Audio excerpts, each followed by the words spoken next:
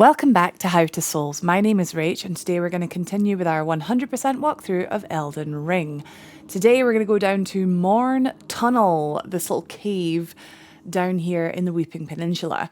To get there, you want to teleport to the south of the lookout tower, Grace. This is there's a couple ways you can get here, but this is the best way, in my opinion, because it's always fun just jumping off cliffs, isn't it? Mount up on Torrent and take the sort of high road across the bridge up here, and then you will see a spirit spring. Now, these are not just for jumping up, we can also use these for jumping down. I've gone to the wrong side of the bridge. You have to go across the bridge. But yeah, as long as you see like some nice whippy wind whipping around Torrent's feet, that means that you can land safely, like anywhere, which is pretty cool. So we're going to use this mechanic to safely just jump off of here. There we go. I didn't double jump. There was some amount of confidence there. Like, probably should have double jumped just to make sure I was definitely in the spring. But yeah, just run straight south from here and you'll find the cave. You can't really miss it. Nice big lit brazier outside. Very bright for a cave. But yeah, this is Morne Tunnel. Welcome in. We do have our lantern. There's various merchants you can buy a lantern from, or a torch if you don't already have one, because caves tend to be quite dark. This one's not too bad, though. So yeah, we're just going to touch the grace. I've got enough runes from, obviously, this is a full walkthrough. If you haven't been following the full walkthrough, then, you know, you can check out the other parts of it. But yeah, we're going to pop these runes into dexterity. First thing we're going to do is, you'll notice on the way down, this happens in quite a few caves, is there's things to get if you like jump off the lift early. So we're going to ride the lift back up again now that we have the safety of the respawn point of the grace, just in case we should jump to our death. But you can see there a little ledge there that if we send the lift down, well, or we could just jump, we can grab this. So smithing stones in mines, I keep calling it cave, I think it's a mine really. They're found just like on the walls, which is so cool. Like you can see them, like you can mine them out of the wall. And that's what a lot of the miners here are doing. They're mining for smithing stones. So the gold ones are just regular smithing stones. And then if you see any whitey silvery ones, those are somber stones. Now we're still quite early in the game, so you're probably only going to find 1s and 2s at most in a cave in the Weeping Peninsula. But it's always worth picking them up, because you never know when you might want to, like, I don't know, switch weapons or whatever. Also, if you get in a tight spot, you can sell them. So, sticking to the left-hand side, we're going to jump across to this ladder. Try not to fall down. If you do fall down, obviously there's ways of getting back up, but we're going to try and clear this, like, top bit first, and then we'll go down and clear the bottom bit. These miners with the stone skin, they have huge physical damage negation. Ways you can deal with those, you know, if you get a backstab, sort of break their stance, as it were, get a critical attack on them, that can work. So we're going for, but I'm just, charge attacks work well too. But they will really start doing a number on the durability on your weapon. My brain was a little bit slow there.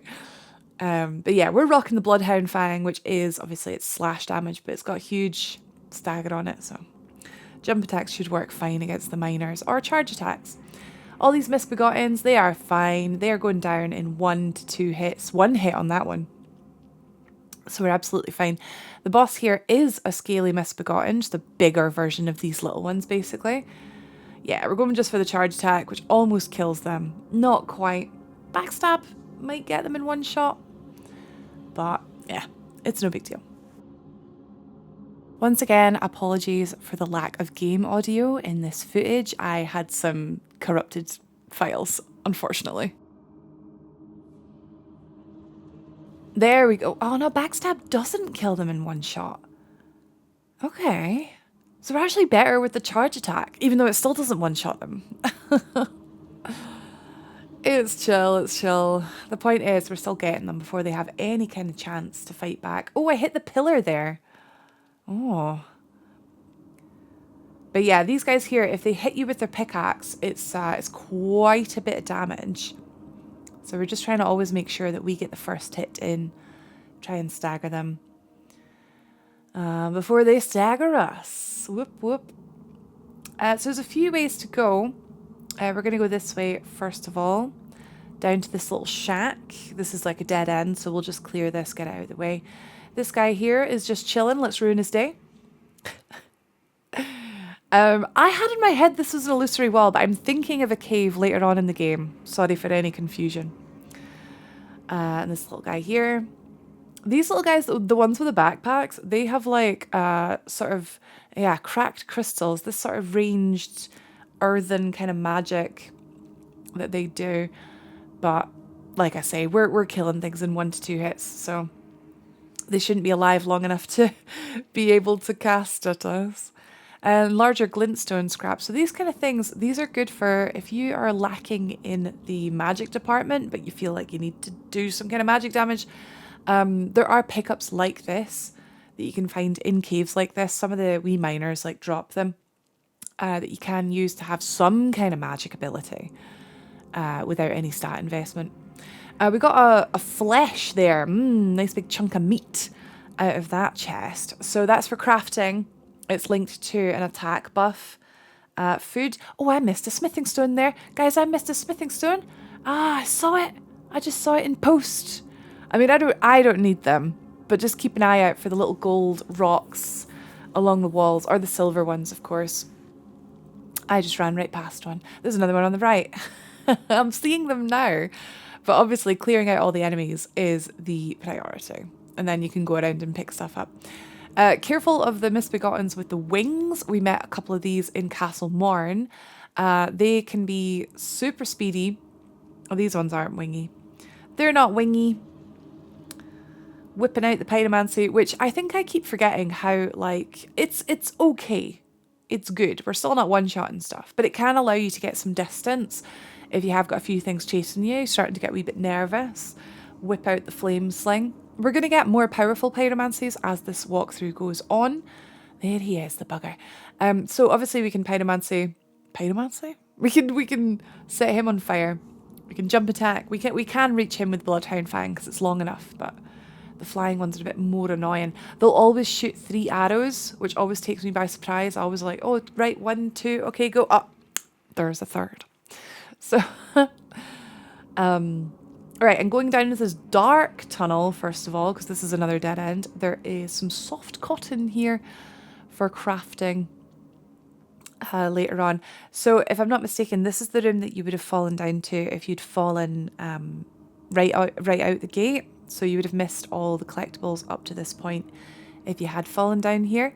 There's another smithing stone on the right here. Here's an arteria leaf, a rare crafting item. These, when you find them out in the world, they don't respawn. I can't actually even think off the top of my head what you use these for. I'm sure it's good.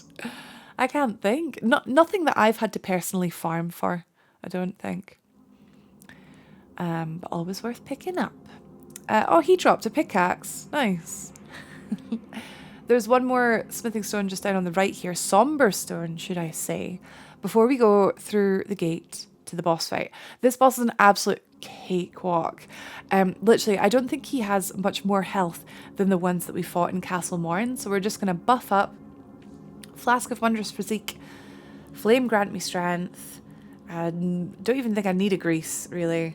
Let's go. You don't need a Spirit Ash, trust me. We're gonna get like 2 attacks on this guy and he's gonna go down. He's at the back there, cuddled up, he's having a sleep. Just rush him. Jump an R2 for a jump attack, that knocks him back, and then we had to dodge an attack, guys. We had to dodge an attack. 1 attack. And then Scaly Misbegotten is now forgotten. He drops the Rusted Anchor, which I actually think is quite a cool weapon. It's like just silly. It's one of those silly weapons that feels really fun to use. So if you're looking for something a bit heavier, it's a bit like heavier and slower than like the Bloodhound Fang. It's good fun. Right, so that was Morne Tunnel. We have a couple more caves to go here in the Weeping Peninsula. before we wrap up and head to Stormveil Castle. Thank you so much for watching. Subscribe for the next part of our Elden Ring walkthrough, and I'll see you in the next video.